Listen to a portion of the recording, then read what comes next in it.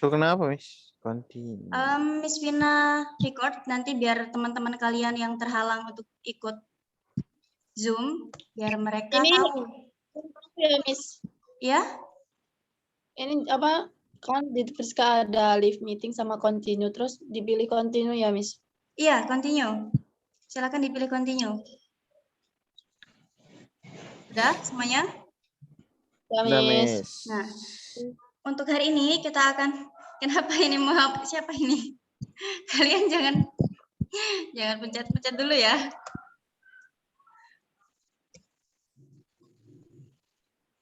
Miftah Zaki, Dafa. Tadi kayaknya Dafa udah join. Materi hari ini terkait OTK keuangan. Tadi sudah Miss Mina sampaikan, kita akan membahas mengenai jurnal. Jadi kalau untuk jurnal ini berfungsi sebagai tempat untuk mencatat semua transaksi keuangan perusahaan pada periode tertentu secara sistematis dan kronologis. Jadi secara sistematis dan kronologis itu kalau di dalam penjurnalan pada umumnya kalau perusahaan yang sering diterapkan itu biasanya menggunakan metode impres. Nah, kalau metode impres itu sekali transaksi langsung di pencatatan. Jadi misal pembayaran ongkos taksi. Jadi nanti masuknya ke beban dan kas itu langsung berkurang. Jadi oleh petugas kas kecil atau petugas bendahara itu langsung dicatat. Tuh kalau untuk secara sistematis dan kronologis. Jadi lebih enak ketika nanti kita balance antara keuangan kas yang ada dengan laporan keuangan.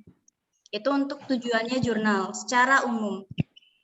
Kemudian untuk membuat jurnal umum, kita harus paham mengenai saldo normal masing-masing akun. Ini masih umum dulu. Kemudian jurnal umum adalah sebuah jurnal yang digunakan untuk tempat melakukan pencatatan sebagai segala jenis bukti transaksi keuangan yang muncul akibat terjadinya berbagai transaksi keuangan perusahaan. Ini. Dalam suatu periode tertentu. Nah, transaksi-transaksi itu seperti apa contohnya? Misal transaksi jual beli, kemudian pendapatan usaha, kemudian ada beban-beban. Itu termasuk dalam transaksi. Bahkan pengisian kembali kas itu juga termasuk transaksi. Gitu.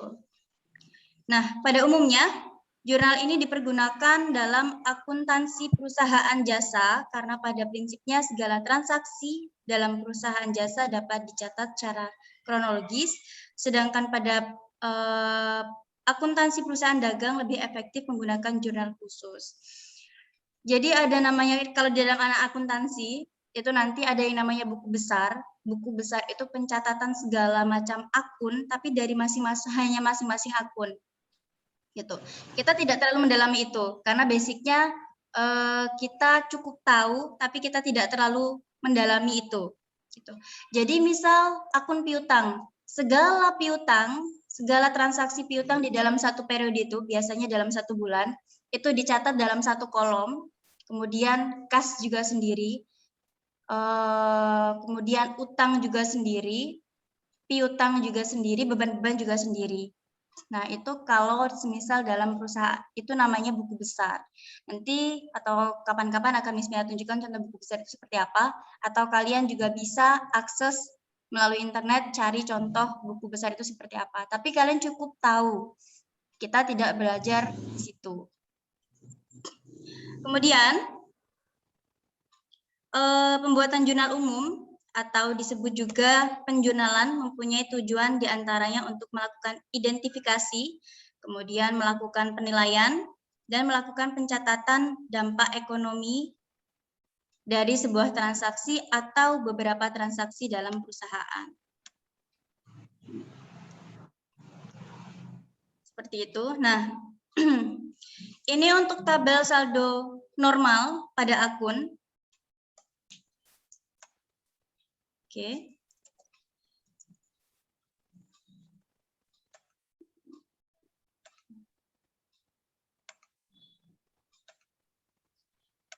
Jadi di sini ada aset atau harta, aktiva. Nah, ini. Kemudian kalau semisal debitnya itu atau hartanya yang bertambah, kemudian kreditnya berkurang, maka saldo normalnya adalah debit. Debit. Kemudian ketika utangnya atau kewajiban kita itu berkurang, maka harta bertambah. Oke, kita bahas terlebih dahulu biar kalian jelas mengenai harta. Jadi kalau semisal harta kita itu bertambah, otomatis dalam pencatatan penjualannya nanti kas dan modal. Seperti itu.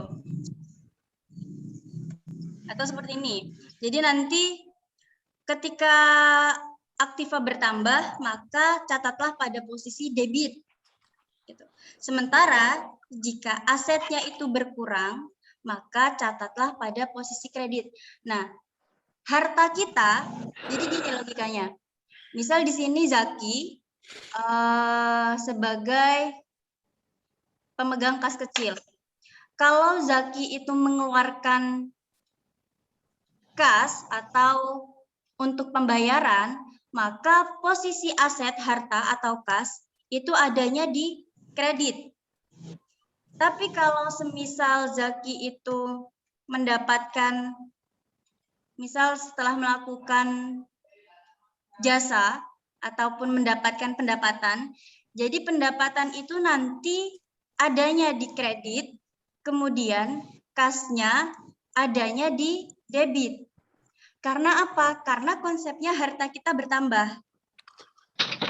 Gitu. Nah, ini untuk saldo normal, karena ini hartanya bertambah, ya kan? Maka dicatatnya di dalam termasuk Debit. di dalam debit gitu. Tapi kalau semisal berkurang, dia masuknya ke kredit. Tapi untuk saldo normalnya, kas itu adanya di debit. Debit. Maksudnya saldo normal itu saldo ketika perusahaan itu balance, ya harusnya aset atau kas itu ya di debit gitu. Berarti kalau semisal kasnya itu di kredit, sesungguhnya harta kita itu berkurang. Paham ya maksudnya Miss Vina? Nah, jadi seperti itu. Kemudian kalau utang. Jadi utang itu seperti apa? Kalau semisal utang kita itu bertambah, maka posisinya dicatat pada kredit. Itu. Nah, sementara jika utang kita itu berkurang, maka posisinya di debit. Debit. Nah, kenapa posisinya seperti itu, Miss? Jadi, kalau semisal harta kita itu bertambah, kenapa posisinya di kredit? Karena sesungguhnya hutang itu nanti masih akan mengurangi hartanya kita. Jadi posisi utang itu kalau semisal dia bertambah, nanti dicatatnya di dia akan di kredit. Kalau utangnya bertambah. Kemudian kalau utangnya berkurang kok malah posisinya di debit, Miss? Iya, karena posisinya hutangnya kita itu sudah gimana, Fiska? Karena utang itu tuh mengurangi harta kita. Betul. Iya, 100 buat Siska. Nanti akan Miss Vina kasih nilai tambahan ya. Jadi posisinya seperti itu. Nah, konsepnya baiknya gimana, Miss? Ya baiknya untuk saldo normalnya, si utang itu harusnya adanya di kredit. Kalau semisal kredit ini saldo normal itu maksudnya dalam posisi perusahaan dalam keadaan stabil dan balance. Gitu. Jadi seperti itu. Kemudian untuk modal, jadi kalau akun modal itu sama dengan akun utang. Jadi kalau semisal modalnya bertambah, itu dicatat pada posisi kredit. Dan kalau semisal utangnya itu, modalnya itu berkurang, dicatat pada posisi debit. Kenapa kok modal bertambah? Dicatatnya di kredit, Miss. Sedangkan modal berkurang kok malah dicatatnya pada posisi debit. Nah, ini konsepnya sama seperti utang tadi. Gitu. Kalau semisal debitnya bertambah, biasanya yang pertama itu adalah kas. Jadi nanti ketika kalian catat dalam jurnal, kasnya itu yang di debit, modalnya itu yang di kredit. Kredit. Jadi seperti itu. Bisa dipahami ya anak-anakku ya? Ya, Miss. Oke, Insya Allah, Miss. nggak apa-apa. Kita ini masih pengenalan, nanti kita breakdown lagi, kita bahas lagi, jadi wajar kalau semisal nggak harus langsung paham. Kemudian, untuk pendapatan, nah, untuk pendapatan ini, jika pendapatan kita bertambah, maka dicatat pada posisi kredit. Kemudian, jika pendapatan kita itu berkurang, maka catatannya posisinya di debit. Kenapa seperti itu? Siapa yang bisa jawab? Karena pendapatan itu sama kayak utang sama modal, Miss. Bisa dijelaskan kalau semisal pendapatan bertambah nih. Berarti kalau di dalam penjurnalannya, pencatatannya kita seperti apa, Fiska? Kalau pendapatan kita bertambah, berarti kita tulis di kredit. Kalau pendapatannya berkurang, kita tulis di debit karena harta kita akan berkurang jika pendapatan juga berkurang. Oke, sip. Untuk akunnya nanti ada akun apa aja, Fiska? Misal kalau semisal hutang, kalau kita utangnya berkurang kan berarti hutang yang di debit, kemudian kas yang di kredit. Nah, kalau semisal untuk pendapatan, jika pendapatan ini bertambah, maka akun-akun apa saja ketika dicatat di jurnal? Apa ya, Miss? Dia akan mempengaruhi apa?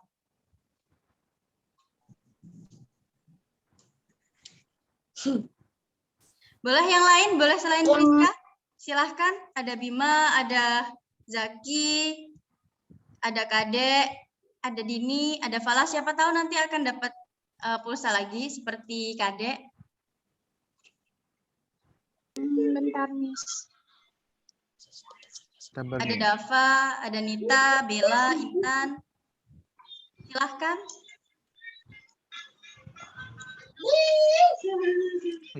Coba Anis, silahkan Anis.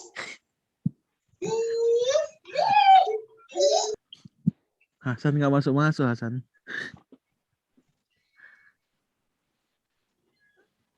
Ada Michelle. Siapa yang mau menjawab?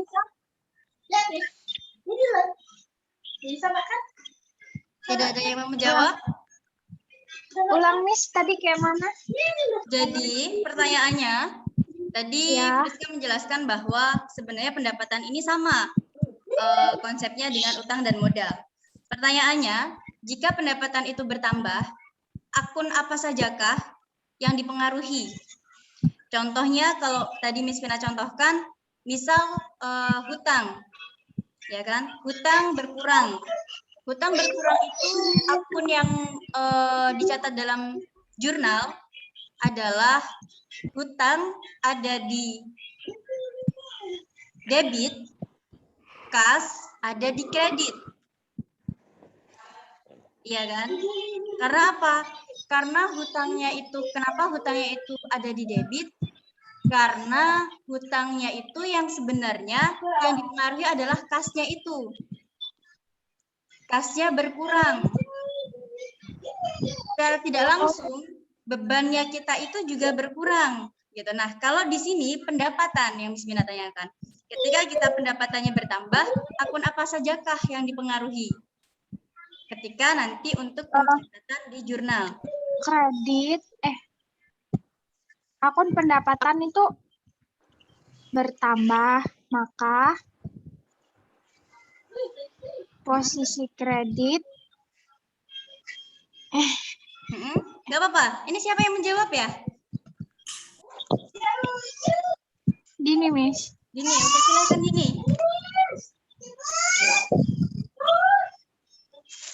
Kita catat dulu ya namanya ya. Posisi kredit dan pendapatan berkurang, maka dicatat pada posisi debit. Sehingga nggak tahu lah, Miss. Silakan. Heeh. Saldo normal. Pendapatan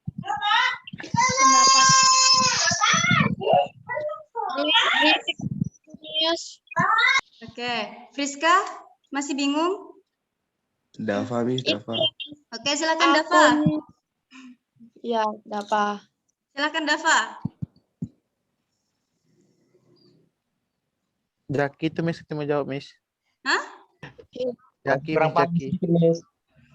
Oke, silakan Friska. Friska sepertinya mau mencoba. Miss, tadi kan kata Miss Tina yang utang itu kasnya gimana Miss tadi Miss jelasin yang utang Kalau dulu, Miss, semisal baru nanti utang nyambung kita dari- berkurang, ya kan? Kalau utang berkurang itu yang akan dipengaruhi adalah utang, akun utang, dan kas. Utang ada di debit, kemudian kas ada di kredit. Karena kenapa seperti itu? Karena sejatinya utangnya itu kita berkurang, jadi bebannya kita itu berkurang. Tapi di sisi lain, kas kita juga berkurang. Tapi justru itu adalah saldo normalnya. Seperti itu Iya, normalnya. tadi begitu, Miss. Nah, kalau untuk pendapatan, kita mau mencari saldo bukan mencari saldo normalnya yang Miss Pina tanyakan. Untuk pencatatannya nanti seperti apa ketika pendapatan itu bertambah? Gitu. Dia akan mempengaruhi apa? kasnya juga bertambah ya? Iya nggak sih Miss? Jadi kalau dicatat di jurnal seperti apa? Itu. Kasnya itu bertambah, dicatatnya di kredit, terus itu Miss, bingung Miss. Oke, jadi konsepnya seperti ini, anak-anakku.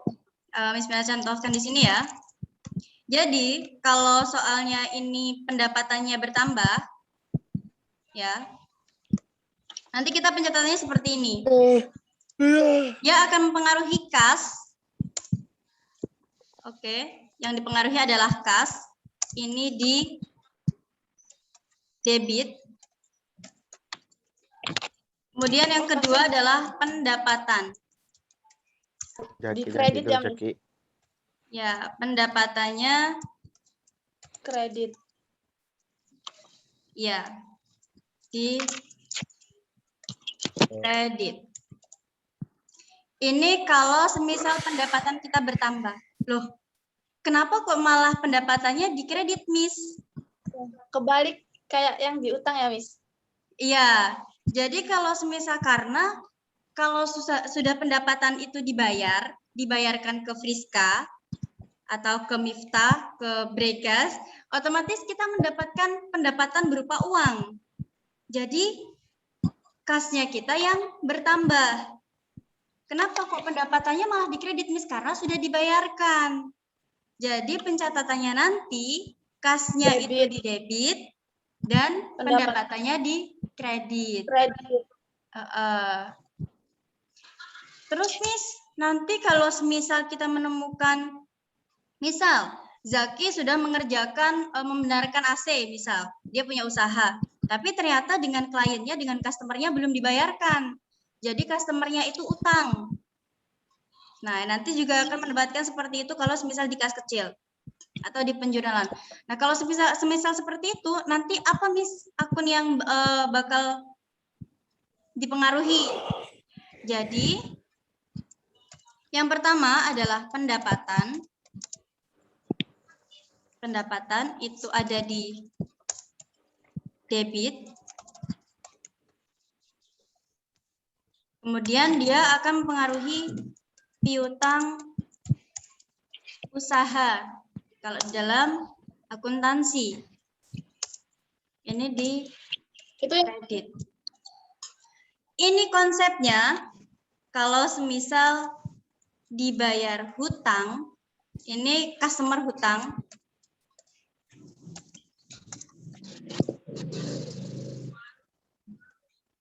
Sabar. Nah, kalau yang ini dibayar cash. Jadi ada bedanya. Jadi ada yang namanya piutang usaha. Piutang usaha itu seperti apa ya? Tadi yang Miss Mina contohkan. Misal Zaki punya usaha membenarkan AC, tapi ternyata dengan customernya belum dibayarkan secara cash. Jadi pencatatannya di dalam jurnal nanti seperti ini. Pendapatannya dia masih di debit karena kita masih punya harta atau punya aset di orang lain. Kemudian piutang usaha. Akun yang dipengaruhi. Karena apa? Karena belum dibayarkan. Oke, bisa dipahami ya? Bregas, ada yang mau ditanyakan, Bregas? Dava? Miss. Dava sejauh ini paham? Insya Allah. Oke, nanti ada pertanyaan untuk Dava ya. Iya, Miss. Oke. Selanjutnya.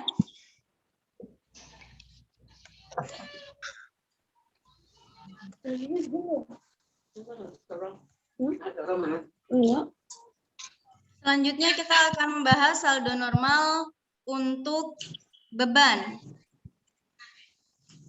Nah, untuk beban, jadi kalau semisal beban itu bertambah, maka dicatatnya pada posisi debit.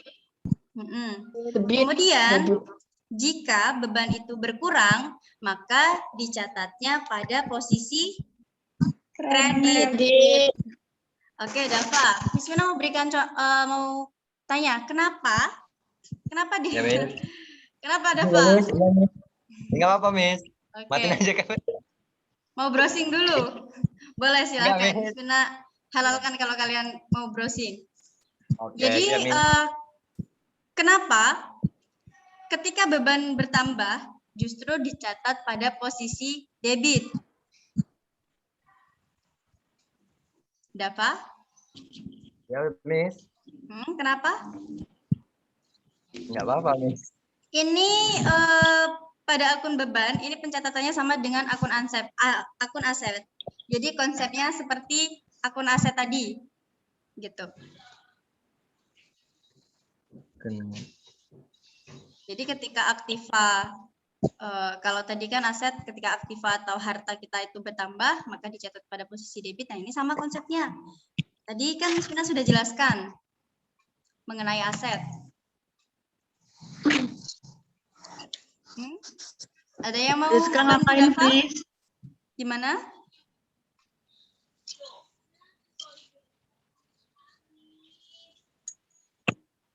Bisa kami ulangi pertanyaan?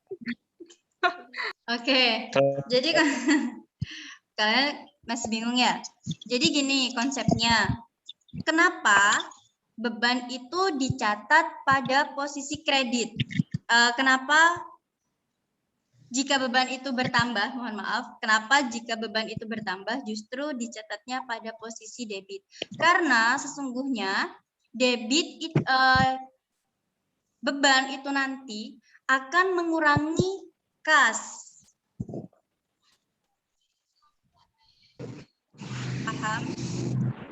Jadi kalau pencatatan di dalam jurnal, nanti kalau bertambah itu bebannya itu di debit dan kasnya di kredit. Karena pada kalau di secara logika kan, misal kita membayar beban listrik, ya kan? Beban listrik. Nah, yang berpengaruh adalah ketika pencatatan beban ada di debit, kemudian kas ada di kredit. Sesungguhnya kita mengeluarkan kas itu tanpa kita sadari harta kita itu sebenarnya bertambah. Paham nggak maksudnya? Karena bertambahnya ini kita secara logika, secara logikanya listrik itu kan juga membantu dalam pendapatan kita atau dalam berjalannya usaha kita. Misal kita membayar beban karyawan, ya kan, beban gaji atau lebih arahnya gaji karyawan lah, bukan beban gaji. Gaji karyawan itu kalau misal kita nggak ada karyawan, apakah mungkin kita akan mendapatkan pendapatan? Kan nggak mungkin. Enggak. Nah, sesungguhnya karyawan itu adalah asetnya kita, gitu. Bisa dipahami? Itu adalah modalnya kita juga. Jadi sesungguhnya ketika karyawan itu atau bebannya itu sudah dibayarkan, gaji karyawan itu, kenapa pencatatannya ada di debit? Bisa dipahami? Masih bingung? Masih, Miss. Jadi konsepnya gini. Sesungguhnya beban itu memang menjadi tanggung jawab suatu perusahaan.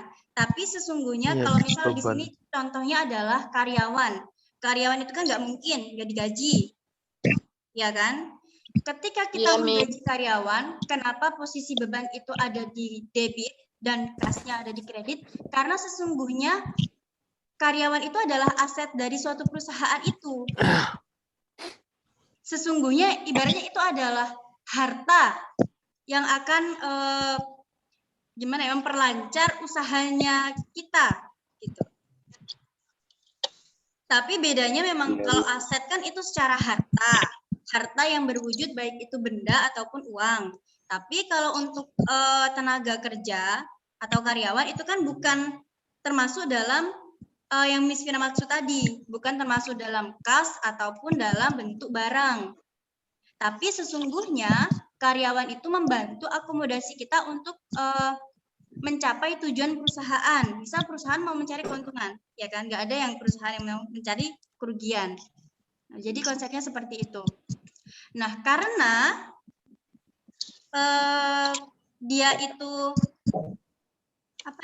karena kenapa kasnya itu dikredit ya? Karena kita mengeluarkan harta. Gitu. Untuk membayar karyawan itu tadi ya, Miss? Betul. Jadi misal nih, kalau beban-beban itu kan ada beban listrik, ada beban biaya telepon, kemudian ada beban karyawan, ada beban ongkos kirim, itu juga ada. Nah, itu sebenarnya tujuannya juga untuk memperlancar akomodasi dari suatu perusahaan itu.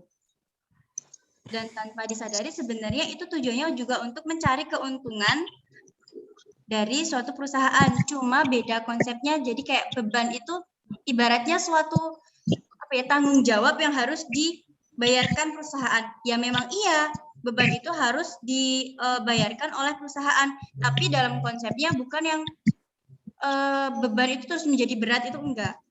Karena itu tujuannya juga untuk membantu perusahaan itu mencapai tujuannya. Jadi seperti itu. Oke. Nah, untuk contohnya, jadi di sini ada tahapan-tahapannya. Ketika nanti kalian untuk pencatatan jurnal umum. Nah, yang pertama kita pahami dulu persamaan akuntansi. Jadi untuk membuat jurnal umum dengan benar, maka langkah pertama yang harus kita lakukan adalah memahami persamaan dasar akuntansi. Jadi persamaan akuntansi, kalau semisal aset, itu terdiri dari utang dan modal. Nah, kemudian juga diperluas dari aset itu sama dengan utang, modal, dan pendapatan dikurangi dengan beban. Oke, kita bahas yang pertama dulu. Ini yang paling dasar. Jadi kalau misal aset atau harta, misal Bregas punya usaha, ya kan? Punya usaha, jadi asetnya Bregas itu terdiri dari apa aja? Jadi utang dan modal itu termasuk asetnya Bregas. Kenapa Miss kok utang jadi aset? Iya, karena kan utang itu biasanya utang usaha itu berupa misal uang. Itu kan nanti juga untuk membantu, misal Bregas di sini, jangan Bregas lah ya. Misal si A utang bank sebanyak 100 juta. 100 juta itu kan digunakan untuk modal usaha. Nah, itu juga termasuk aset. Meskipun hutang nanti pada konsepnya juga akan dibayarkan. Gitu. Kemudian diperluas lagi. Jadi aset itu sama dengan hutang, kemudian plus modal usaha. Modal ini juga bisa dari modal pribadi. Kemudian ditambah pendapatan dikurangi beban. Jadi konsepnya nanti pendapatannya kita berapa dikurangi dengan beban-beban. Ini untuk ini yang sudah dasar apa ya, konsepnya yang sudah diperluas, tapi pada intinya dasarnya adalah yang ini.